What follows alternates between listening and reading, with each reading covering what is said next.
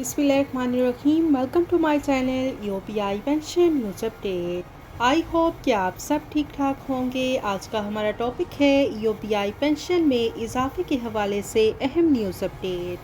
Topic की जानिब पढ़ने से पहले आपसे गुजारिश है कि अगर आप चैनल पर नए हैं तो चैनल को सब्सक्राइब कर लें ताकि सरकारी मुलाजमीन और पेंशनर्स के हवाले से आने वाली हर न्यूज़ अपडेट से आपको बाखबर रखा जा सके। तो बढ़ते हैं आज के टॉपिक की जानिब। ईओपीआई पेंशन में इजाफे के हवाले से अहम न्यूज़ अपडेट आपके साथ शेयर करते हैं।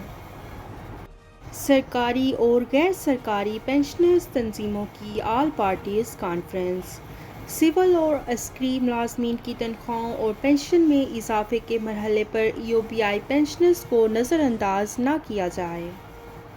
ईओपीआई पेंशनर्स फोरम की मेज़बानी में सरकारी और गैर सरकारी पेंशनर्स की तंजीमों की ऑल पार्टीज़ कॉन्फ्रेंस मुनक्किद हुई। शुरा ने आसमान को छू लेने वाली महंगाई और बढ़ते हुए मुसारफे ज़िंदगी के पेश नज़र तनख्वाह और पेंशन में मुनसिफाना इजाफे के लिए मुल्क की दस्तखती मुहिम शुरू करने की मंजूरी दी।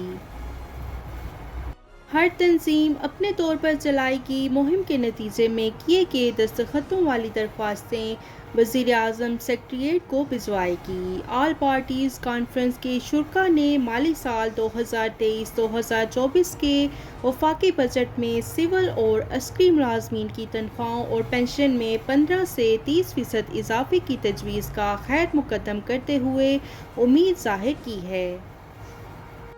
इस मरहले पर ईओपीआई पेंशनर्स को नज़रअंदाज नहीं किया जाएगा, जिन्हें सिर्फ और सिर्फ 8,500 रुपये माहाना मिलते हैं, जो कि काबिल अफसोस अमर है क्योंकि महंगाई के बदतरीन दौर में 8,500 रुपये की कलील पेंशन से पूरा महीना बाइज़्ज़त गुजारना नामुमकिन है। ना तो वो इलाज मुआवजा करवा सकते हैं। इसलिए ईओपीआई पेंशन भी बढ़ाई जाए और एक फार्मूले के तहत या तो कम से कम पेंशन को कम से कम तनख्वाह से हमेशा के लिए मसावी कर दिया जाए, ताकि जैसे जैसे कम से कम तनख्वाह में इजाफा हो कम से कम ईओपीआई की पेंशन भी खुद ब खुद बढ़ती रहे।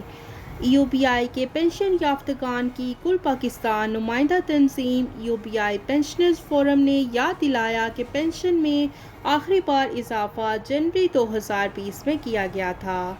कानून के मुताबिक हर 3 साल बाद ईओपीआई की पेंशन में इजाफा लाजिम हो जाता है, लेकिन इस कानून की भी खिलाफ वर्जी की जा रही है। हालांकि ईओपीआई पेंशनर्स में कारखाना या फैक्ट्री मजदूर ही नहीं बल्कि सहाफ़ी, सिक्योरिटी गार्ड्स, रेस्टोरेंट वर्कर्स और मुख्तलिफ दीगर निजी इदारों के 5 लाख से ज़ायद अफराद शामिल हैं।